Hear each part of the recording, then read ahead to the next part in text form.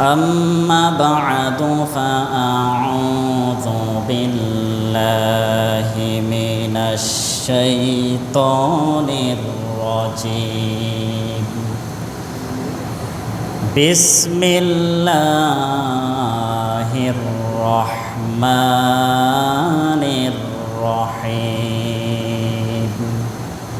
إن قارون كان من قوم موسى فبغى عليهم وآتيناه من الكنوز ما إن مفاتحه لتنوء بالعصبة أولي القوة إذ قال له قومه لا تفرح إن الله لا يحب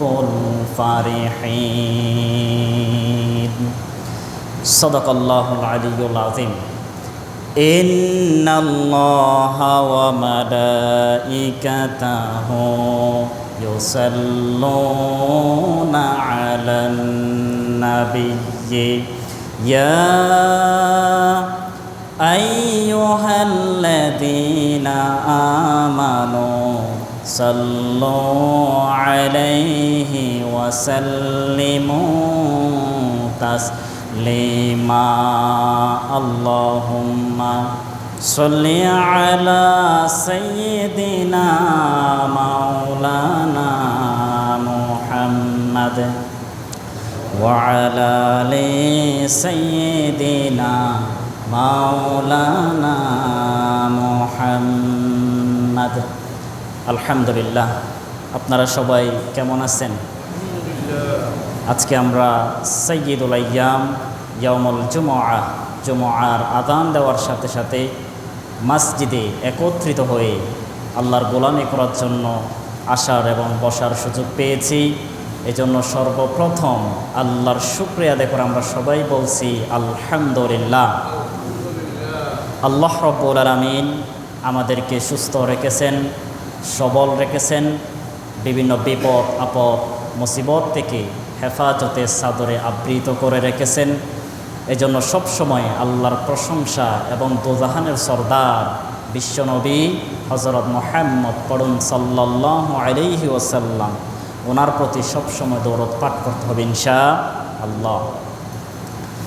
আজকে আমাদের আলোচনার বিষয় হচ্ছে কারুনের সম্পদ এবং তার ক্ষমতা, ফেরাউন কর্তৃক তার গভর্নর পদে নিযুক্ত হওয়ার কাহিনী ইনশাআল্লাহ। আল্লাহ রাব্বুল আলামিন মানুষদেরকে ধন সম্পদ এবং ক্ষমতা দিয়ে পরীক্ষা করে বিভিন্ন ধরনের নেতৃত্ব দেওয়ার জন্য যোগ্যতা আল্লাহ তাআলা মানুষদেরকে দান করে।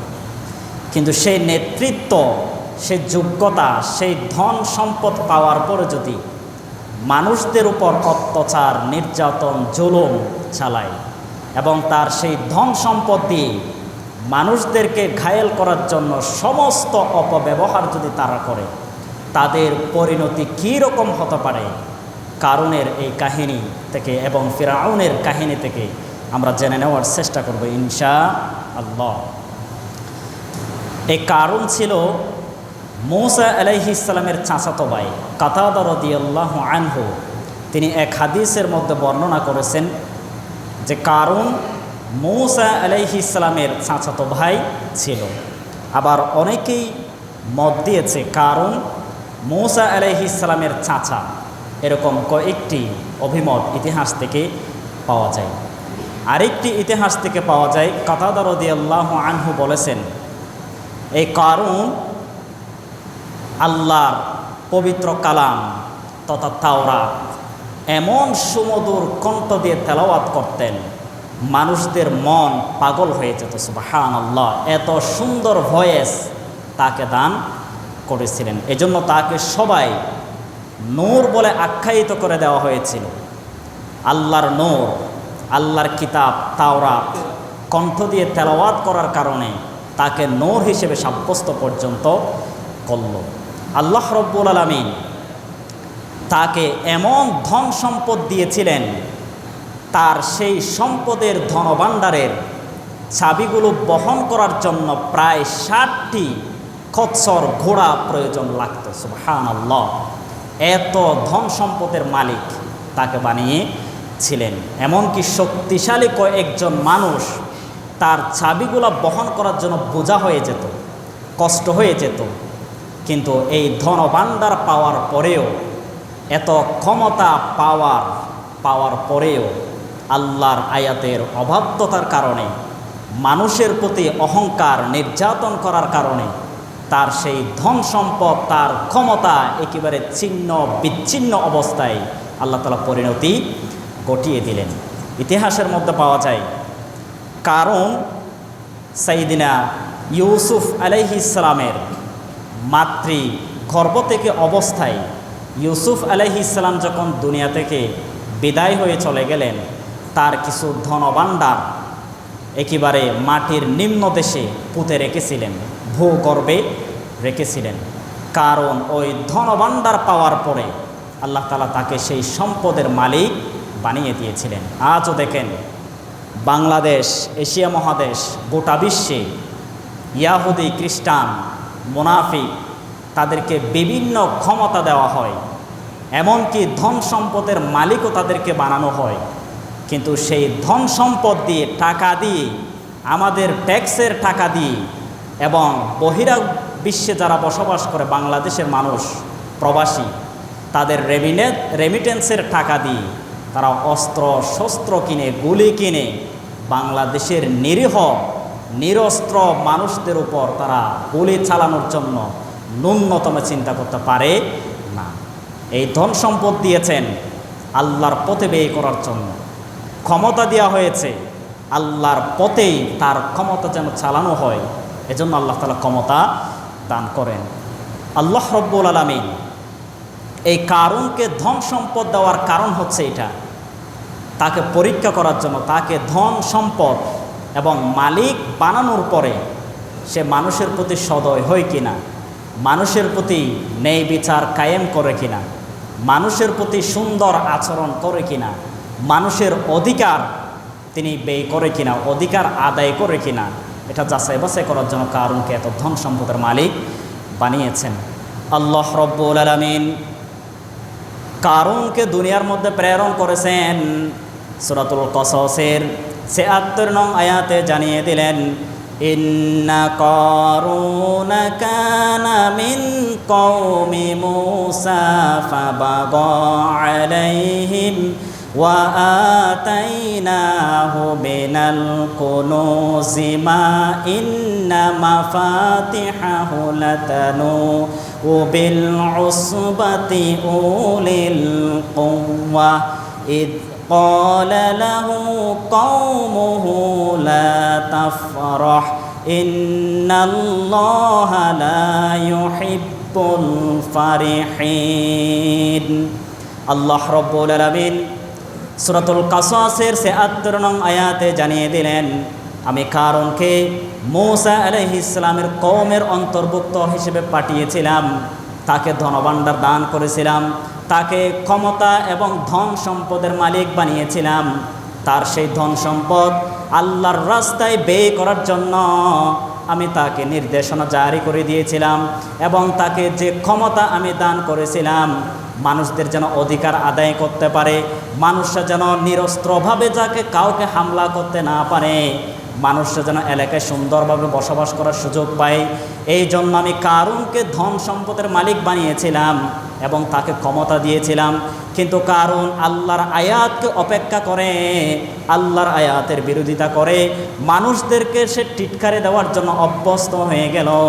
ধন সম্পদ এবং ক্ষমতা পাওয়ার পরে অহংকার নিমিত্ত অবস্থায় তার জীবনযাপন পরিচালিত করা শুরু করলো। তখন আল্লাহ রব্বুল আলামিন কারুনকে স্পষ্ট করে জানিয়ে দিলেন, তোমাকে যে ধন সম্পদ এবং ক্ষমতা আমি দান করেছি, তুমি মানুষদেরকে অত্যাচার শুরু করে দিয়েছো, তোমার ধন সম্পদ নিয়ে অহংকার শুরু করে দিয়েছো, অতি শীঘ্রই তোমাকে এবং তোমার ধন সম্পদ আমি ছিন্ন অবস্থায় ফেলে দিব। নাউযু বিল্লাহি মিন যালিক। আল্লাহ তাআলা বলতেছেন, আমি কারুনকে মূসা আলাইহিস সালামের কওমের অন্তর্ভুক্ত বানিয়ে দিয়েছিলাম।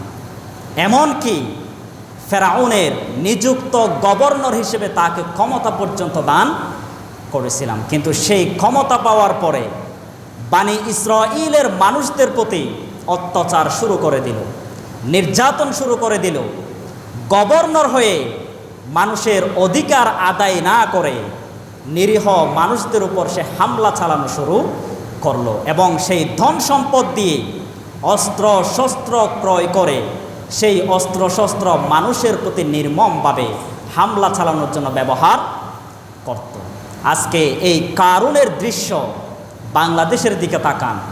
আল্লাহ রাব্বুল আলামিন বাংলাদেশে সরকার থেকে শুরু করে বিভিন্ন মন্ত্রী, বিভিন্ন মিনিস্টার, ডিবি থেকে শুরু করে ঊর্ধ্বতন পদ আল্লাহ তাআলা দান করেছেন। এমনকি তাদেরকে ধন সম্পদের মালিকও বানিয়েছেন। মানুষের টাকা আত্মসাৎ করে তারা ধন সম্পদ অন্তত হয়েছে, জনগণের হক মেরে তারা ধন সম্পদের মালিক হয়েছে। কিন্তু সেই ধন সম্পদ বাঙালি নিরীহ নিরস্ত্র মানুষের প্রতি অত্যাচার নির্যাতন করার জন্য ন্যূনতম তারা চিন্তা চেতনা করে না। আল্লাহ রাব্বুল আলামিন এই কারুনের দৃশ্য বাংলাদেশের দিকে একেবারেই মিলিয়ে দেখেন। আজকে নিরীহ স্টুডেন্টস তাদের অধিকার আদায় করার জন্য রাস্তায় নামার কারণে এই অপরাধে তাদেরকে গুলি করে নিমিষেই মুহূর্তে তাদেরকে হত্যা করা হচ্ছে। আমরা অসংখ্য ভিডিও ফুটেজ, এরপরে পিকচার ইউটিউব এবং ফেসবুকে আমরা দেখেছি। আর বিগত যে 14 দিন ফেসবুক অনলাইন বন্ধ করে রেখেছিল, এই কয়েকদিন যে বন্ধ রেখেছিলেন তারা, এই কয়েকদিনে তারা কি কি করেছেন এটা আপনার মাথায় পর্যন্ত আসতে পারে না। তারা এমন অত্যাচার নির্যাতন স্টুডেন্টস, সাধারণ মানুষ তাদের প্রতি তারা চালিয়েছে। যখন ফেসবুক ইউটিউব খুলে দেওয়া হলো, আমরা দেখেছি অসংখ্য মানুষের লাশ গাড়ি থেকে ফেলে দিয়ে রাস্তায় হেঁচড়িয়ে হেঁচড়িয়ে নিয়ে যাওয়া হচ্ছে, নদীতে, এরপরে কারদামায়, বিভিন্ন জায়গায় তাদের লাশ ফেলে দেওয়া হচ্ছে। আবার যে সমস্ত স্টুডেন্ট ছাত্র ছাত্রীরা তাদের ন্যায়যুক্ত অধিকার নিয়ে যখন রাস্তায় নামলো, নিরপরাধ কোনো অপরাধ ছাড়া তাদেরকে ক্রস ফায়ার করা হচ্ছে, আটক করে জেলখানায় ঢুকানো হচ্ছে। জরিপে এসেছে প্রায় 3000+ স্টুডেন্টস, ছাত্র ছাত্রী বর্তমানে আটকেই তারা রেখেছে। ডিবি হারুন তো কিছুদিন আগে 6 জন সমন্বয়কারক এদেরকে গ্রেফতার করে এদেরকে তার হেফাজতের মধ্যে নিয়ে মিথ্যা বানোয়াট বিবৃতি দেওয়া তারা শুরু করে দিয়েছিল। আমরা হয়তো কিছু বুঝি না, কিন্তু সাধারণ মানুষ সব কিছু বুঝে নাকি বুঝে না। তাদের এই যে কাহিনী, অভিনয় কৌশল, মুসলমানরা, বাংলাদেশের জনসাধারণ মানুষ সমস্ত কিছু বোঝার সক্ষমতা, সেই এবিলিটি, সেই জ্ঞান, সেই মস্তিষ্ক আল্লাহ তাআলা আমাদেরকে দান করেছেন। এই কথাটা বলার কারণ হচ্ছে এটা, আজকে আমি আপনি ছাত্র স্টুডেন্ট পরিচয় দেওয়া এটা আমাদের অপরাধ। আপনি চট্টগ্রামে যান, কক্সবাজার যান, ঢাকায় যান, আপনাকে যদি চেক করে আপনি কি করেন? আপনি যদি বলেন আমি স্টুডেন্ট, আমি ছাত্র, এটা অপরাধ হিসেবে সাব্যস্ত করে সাথে সাথে আপনার হাতে হ্যান্ডকাপ পরিয়ে দেয়। কারণ আপনি স্টুডেন্ট হিসেবে বাংলাদেশে বসবাস করার অধিকার পর্যন্ত তারা হরণ করে নিয়েছে। আমাদের মেসের পাশের বিভিন্ন বাসায় তারা হামলা চালিয়েছে। পুলিশ এসে রাত 12টায় 1টায় এসে অসংখ্য ছাত্রদেরকে গ্রেফতার করে নিয়ে যায়। অপরাধ শুধু একটা, সে ছাত্র। সে কি? আচ্ছা বলেন, এই যে ছাত্র আন্দোলনে যারা নেমেছে তাদের মা বাবা ভাই আত্মীয় স্বজন বাংলাদেশে কি নাই? তো তারাও ছাত্র, তাদের সন্তানদের পাশে থাকবে, এটাই কিন্তু স্বাভাবিক। এটাই কিন্তু কি স্বাভাবিক। সুতরাং শুধু ছাত্র আন্দোলনে গিয়েছে এটা ভুল। ছাত্রদের সাথে সাথে তাদের মা বাবা, অভিভাবক থেকে শুরু করে, শিক্ষক থেকে শুরু করে, আইনজীবী থেকে শুরু করে সর্বস্তরের মানুষ আজকে এই অধিকার আদায় করার জন্য পথে নেমেছে। সুবহানাল্লাহ। আমরা আমাদের অধিকার চাই। বাংলাদেশের মানুষ সুন্দর মতো বসবাস করার উপযোগী হয়ে তারা অবস্থান নিতে চায়। এটাই কিন্তু অপরাধ হিসেবে নিই তারা হামলা মামলা দিয়ে কারাগারে বন্দী করে রাখতেছে। কারুনের দৃশ্য একেবারে সেম দেখেন, কারুনও ঠিক সেম। মূসা আলাইহিস সালামকে দায়িত্ব দেওয়া হয়েছে বানি ইসরাঈলের এক অঞ্চলে সে দাওয়াত দিবে, মানুষদেরকে ঈমানের পথে আসার জন্য দাওয়াত দিবে। আবার ওইদিকে ফেরাউন এই কারুনকে দায়িত্ব দিয়ে, গভর্নর হিসেবে দায়িত্ব দিয়ে বানি ইসরাঈলের আরেকটি এলাকায় তাকে দাওয়াত দিল, তাকে দায়িত্ব দিল মানুষরা যেন মূসা আলাইহিস সালামের কথা শ্রবণ করতে না পারে, মূসা আলাইহিস সালামের কথায় গলিত যেন হতে না পারে। এই জন্য মূসা আলাইহিস সালামের বিপক্ষে দাঁড়িয়ে দেওয়া হয়েছিল এই কারুনকে। আজকেও দেখেন বাংলাদেশে যারা সত্য উন্মোচিত করতে চায়, যারা সত্যকে হাইলাইট করতে চায়, যারা আল্লাহর দ্বীন বাস্তবায়ন করার জন্য আপ্রাণ চেষ্টা চালায়, তাদেরকে নিষিদ্ধ করে দিয়ে, তাদেরকে জঙ্গি ট্যাগ লাগিয়ে দিয়ে বাংলাদেশ থেকে তারা নিশ্চিহ্ন করার জন্য পায়তারা পর্যন্ত তারা শুরু করে দিয়েছে। কারণের সাথে একেবারে সেম না? কারণকে দায়িত্ব দেওয়া হয়েছিল যারা ভালো কথা বলবে, যারা আল্লাহর দ্বীন বাস্তবায়ন করার জন্য সিদ্ধান্ত নেবে, তাদেরকে নিষিদ্ধ করে দাও, তাদেরকে বাতিল করে দাও, তাদের বিপক্ষে তোমরা কথা বলো।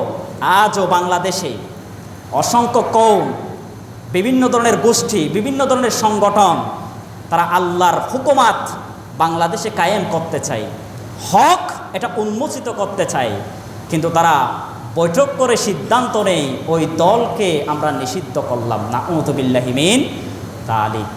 যুগে যুগে বাতিলদের বিপক্ষে মানুষ ছিল, কিন্তু বাতিলরা দুনিয়া থেকে নিশ্চিহ্ন অবস্থায় ধ্বংস হয়ে বিদায় হয়ে গেল। আর হক কিয়ামত পর্যন্ত থাকবে নাকি থাকবে না? আল্লাহ রব্বুল আলামিন আল্লাহর জমিনে আল্লাহর দ্বীন প্রতিষ্ঠা করার জন্য যুগে যুগে নবী এবং রাসূল প্রেরণ করেছিলেন। আল্লাহ রব্বুল আলামিন যুগে যুগে মুজাহিদ আল্লাহ তাআলা সৃষ্টি করে দিয়ে গিয়েছেন। মানুষরা দিন দিন পথগামী হবে, অগ্রগামী হয়ে আল্লাহর জমিনে আল্লাহর দ্বীন প্রতিষ্ঠা করার জন্য তারা সংগ্রাম ভূমিকা চালিয়ে যাবে। আল্লাহ রব্বুল আলামিন সূরাতুস সাফের মধ্যে জানিয়ে দিলেন, ইউরিদুনা লিউতফিউ নূরাল্লাহি বিআফওয়াহিহিম ওয়াল্লাহু মুতিম্মু নূরিহি ওয়ালাউ কারিহাল কাফিরুন। আল্লাহ তাআলা সূরাতুস সাফের মধ্যে সুন্দর করে জানিয়ে দিলেন, ইয়াহুদি খ্রিস্টান মুনাফিক তারা আল্লাহর জমিন থেকে, আল্লাহর দ্বীন থেকে বিতাড়িত করার জন্য মুসলমানদেরকে হত্যা, নির্যাতন, জুলুম চালিয়ে তারা আল্লাহর জমিন থেকে আল্লাহর দ্বীনকে মুছিয়ে দেওয়ার জন্য চেষ্টা চালায়। কিন্তু আমি আল্লাহ তাআলা ঘোষণা করে জানিয়ে দিলাম, ইয়াহুদি খ্রিস্টান মুনাফিক বাতিলরা ইসলাম সম্পর্কে যতই ঘায়েল করার চেষ্টা করুক না কেন, যত বাধা বিপত্তি সৃষ্টি করুক না কেন, যারা হকপন্থী তাদেরকে মামলা দিয়ে, তাদেরকে গ্রেফতার করে মিথ্যা মামলা দিয়ে কারাগারে বন্দী করুক না কেন, আমি আল্লাহ তাআলা ঘোষণা করে জানিয়ে দিলাম, আমার জমিন থেকে আমার দ্বীনকে তারা উঠিয়ে দেওয়ার জন্য চেষ্টা করতে পারবে না। আল্লাহু আকবার। আল্লাহ তাআলা বলতেছেন, ইউরিদুনা লিউতফিউ নূরাল্লাহ। তারা মুখের ফুৎকার দিয়ে, মুখের কথার বলি দিয়ে তারা ইসলামিক সংগঠনকে মানুষের কাছে জঙ্গি উপস্থাপন করার জন্য চেষ্টা চালায়। হকপন্থী মানুষদেরকে মিথ্যা ট্যাগ লাগিয়ে দিয়ে তাদের বিরুদ্ধে উস্কানি দিয়ে মানুষদেরকে দাঁড় করায়। কিন্তু আমি আল্লাহ তাআলা ঘোষণা করে জানিয়ে দিলাম, তারা যতই ষড়যন্ত্র করুক না কেন, আমার এই জমিন থেকে আমার দ্বীন, আমার ইসলামকে তারা এক বিন্দু পরিমাণ উঠিয়ে দেওয়ার জন্য চেষ্টা করতে পারবে না। অর্ডার কার? কিন্তু আমরা মুসলমানরা, আমরা যদি চেষ্টা না করি, আমাদের দ্বীনের পক্ষে যদি আমরা না থাকতে পারি, আমাদের দ্বীনের সাথে আমরা যদি ঐকমত্য পোষণ যদি করতে না পারি, বাতিলরা চেষ্টা করেও যদি বিফলেও যায়, কিন্তু মুসলমানদের ক্ষতি হওয়ার সম্ভাবনা বেশি নাকি কম? এজন্য আমরা প্রত্যেকেই যার যে জায়গা এগুলো থেকে যদি সোচ্চার হতে পারি, ইয়াহুদি খ্রিস্টান মুনাফিক মুসলমান হয়ে মুসলমান ভিতরে উস্কানি দিয়ে, মিথ্যা অপবাদ দিয়ে বিভিন্ন সংগঠন, মুসলমান মুজাহিদ তাদেরকে দমিয়ে রাখার জন্য তারা এক বিন্দু পরিমাণ সুযোগ পাবে না।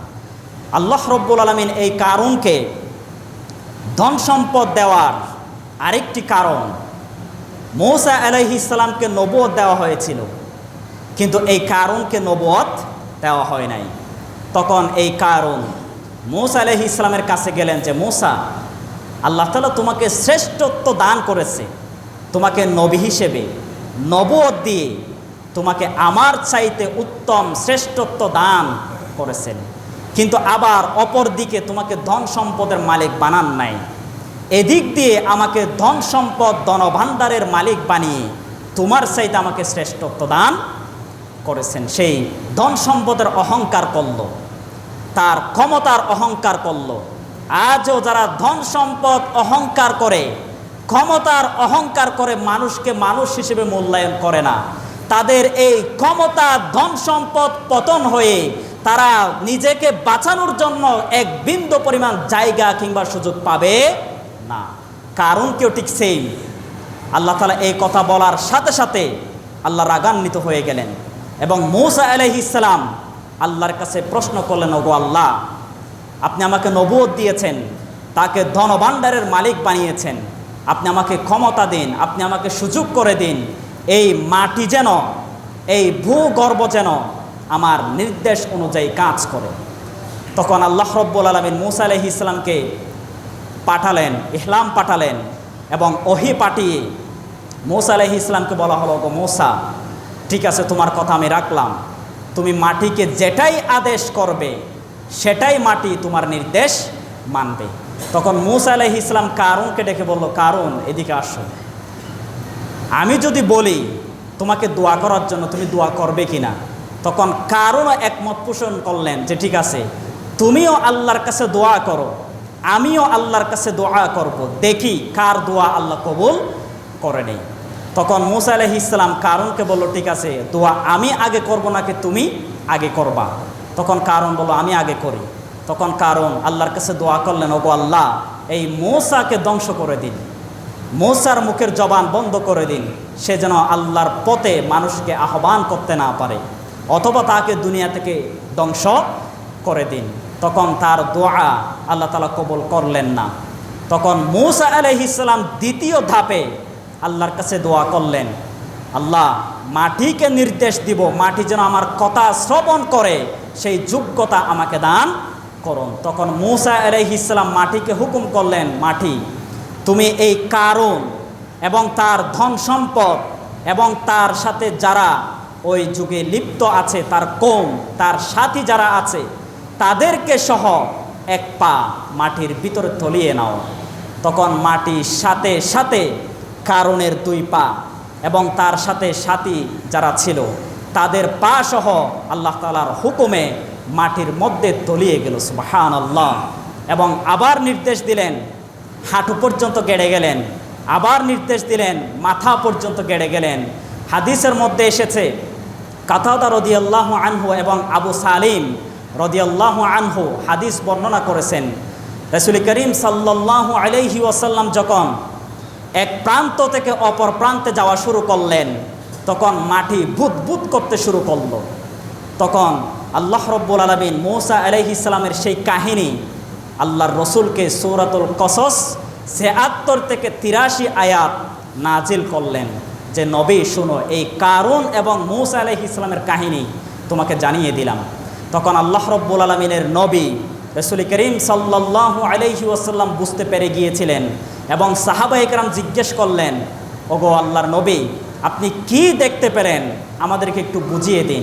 তখন নবী করিম সাল্লাল্লাহু আলাইহি ওয়াসাল্লাম সাহাবায়ে কেরামকে বললেন, ওগো আমার সাহাবীরা শোনো, আমার যুগের আগে মূসা আলাইহিস সালামের চাচাতো ভাই কারুনকে আল্লাহ তাআলা ধন সম্পদ এবং ক্ষমতা দিয়েছিলেন, কিন্তু সেই ধন সম্পদ এবং ধন সম্পদ মালিক হওয়ার পরে তার ক্ষমতা নিয়ে অহংকার করার কারণে তাকে মাটির ভিতরে তলিয়ে নিয়ে যাচ্ছে, এটা কিয়ামত পর্যন্ত থাকবে। সুবহানাল্লাহ। আরেকটা হাদিসের মধ্যে এসেছে, প্রত্যেক দিন মানুষের যে বড়ি ৩.৫ হাত, এই সমপরিমাণ সে প্রত্যেক দিন কিয়ামত পর্যন্ত মাটির ভিতরে তলিতেই থাকবে। সুবহানাল্লাহি বিহামদিহি। অর্থাৎ প্রত্যেক দিন কিয়ামত পর্যন্ত এক মানুষের সমপরিমাণ গর্তের মধ্যে সুর শুধু তলিয়ে যেতেই থাকবে। এটাই হচ্ছে আল্লাহর শাস্তি। তাকে সহ তার সাথী থেকে শুরু করে তার ধন সম্পদ, তার জমি জায়গা, ঘর বাড়ি সব কিছু আল্লাহ তাআলা ধ্বংস করে দিয়েছিলেন। আল্লাহ রব্বুল আলামিন যুগে যুগে যে সমস্ত কওম, যে সমস্ত প্রজন্ম আল্লাহর সাথে গাদ্দারি করেছিল, আল্লাহর অবাধ্য হয়ে মানুষের উপর অত্যাচার, নির্যাতন, জুলুম চালিয়েছিল, তাদেরকে যুগে যুগে শাস্তি দিয়ে ধ্বংস করে দিয়ে আল্লাহ তাআলা চিরন্তন সত্য হিসেবে কোরআনুল কারীমের মধ্যে সমস্ত ঘটনা কাহিনী আমরা যেন শিক্ষা নিতে পারি, সেই ঘটনা আল্লাহ তাআলা তুলে দিয়েছেন। কিন্তু আজ আমরা কোরআন থেকে এই ঘটনা পাওয়ার পরেও, চিরন্তন সত্য কাহিনী আমরা পাওয়ার পরেও জালিম শাসক, স্বৈরাচার শাসক, এদের কীর্তি কাজকর্ম, এদের কুকীর্তি, এদের নীতি আমরা বাদ না দেওয়ার কারণে যুগে যুগে আল্লাহ তাআলা যে ধ্বংস করে দিয়েছিলেন, সেই আল্লাহ আজ যারা মুসলমানদের উপর জালিম, অত্যাচার, জুলুম চালাচ্ছে, তাদেরকেও সেই ধন সম্পদ থেকে শুরু করে, ক্ষমতা থেকে শুরু করে সমস্ত কিছু ধ্বংস করে দেওয়ার ক্ষমতা আল্লাহর আছে নাকি নাই? কথা বলেন, আছে নাকি নাই? হয়তো আমরা দেখতেছি আল্লাহ হয়তো আমাদের দিকে নাই। আল্লাহ কেন আমাদেরকে সাপোর্ট দিচ্ছে না?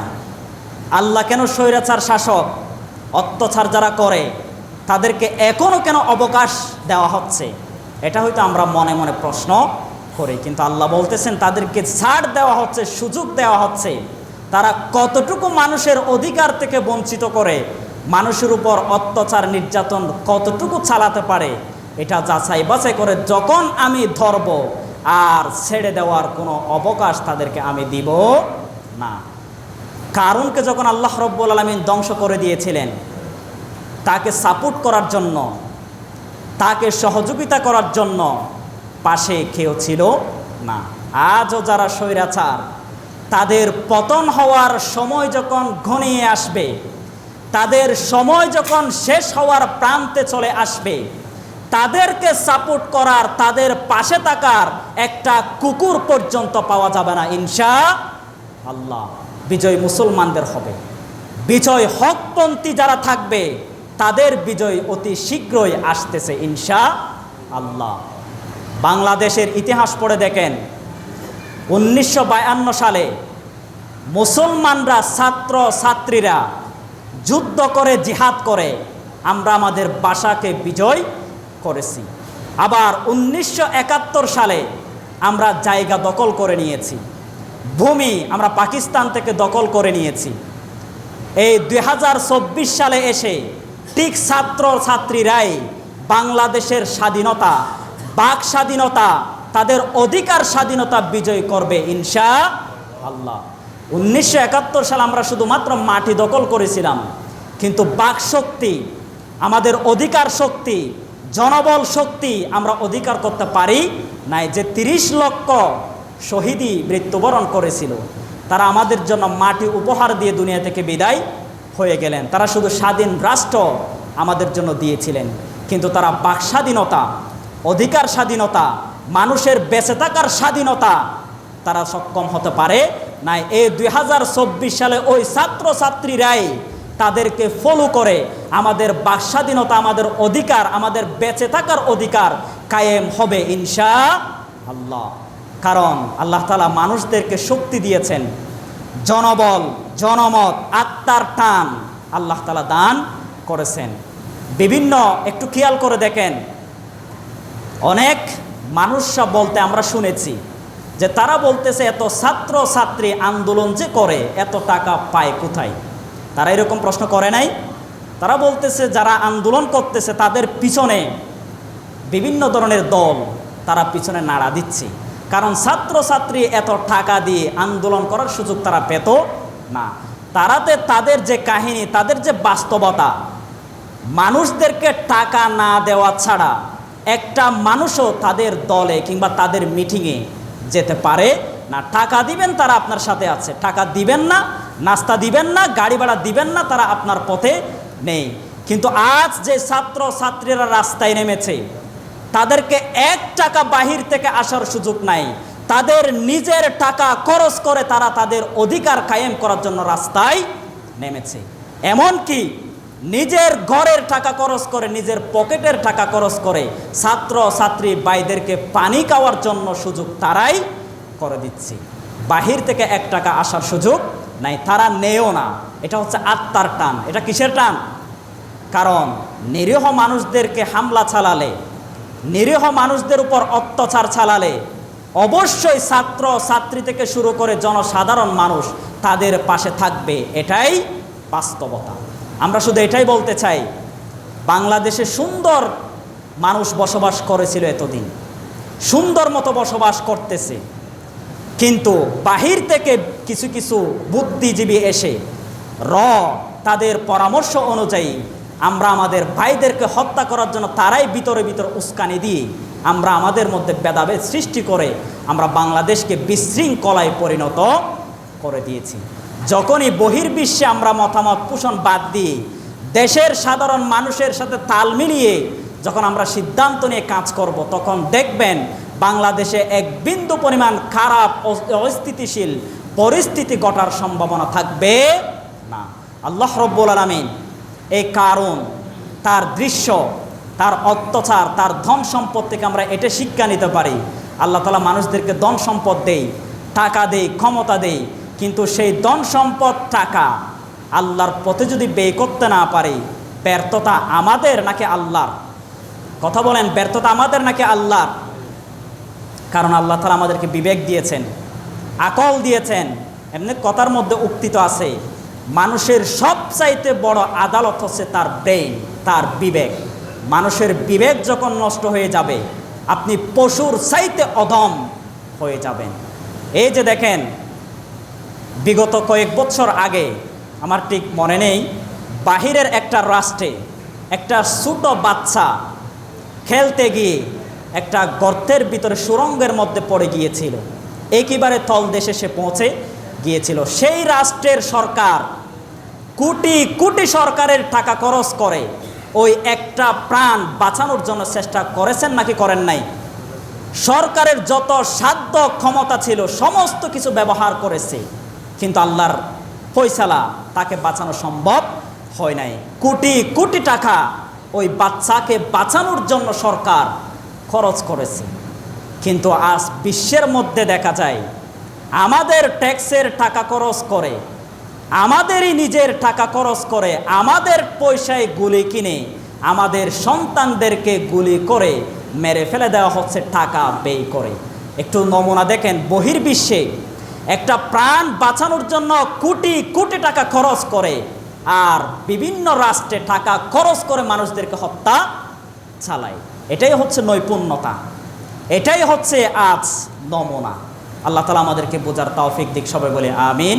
আসসালামু আলাইকুম ওয়া রাহমাতুল্লাহি ওয়া বারাকাতুহু। আল্লাহ রব্বুল আলামিন যেন আমাদের দেশকে একটা শান্তিময়, শৃঙ্খলময় যেন আমরা বসবাস করতে পারি, আমাদের অধিকারটুকু নিয়ে যেন বাঁচতে পারি। আমরা যেন পথে যখন বের হব, চুর চুর ভাব যেন আমাদের অন্তর থেকে চলে যায়। কারণ আমরা মানুষ, রাস্তাঘাটে বের হওয়ার সুযোগ কিন্তু এখন নাই। সেই অধিকার আমরা চাই। আমরা রাস্তায় বুক খুলে চলাফেরা করতে চাই।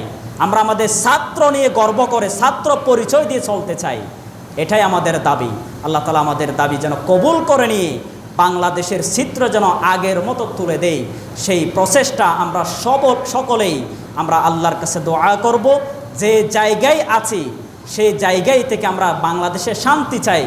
বাংলাদেশে আর বিশৃঙ্খলা সৃষ্টি হোক কিংবা আরেকটা প্রাণ ঝরে যাক, এটা আমরা চাই না। আল্লাহ তাআলা আমাদের দোয়া কবুল করেন, একটা শান্তিময় দেশ যেন আমরা উপহার পেতে পারি, সেই তৌফিক দিক, সবাই বলে আমিন।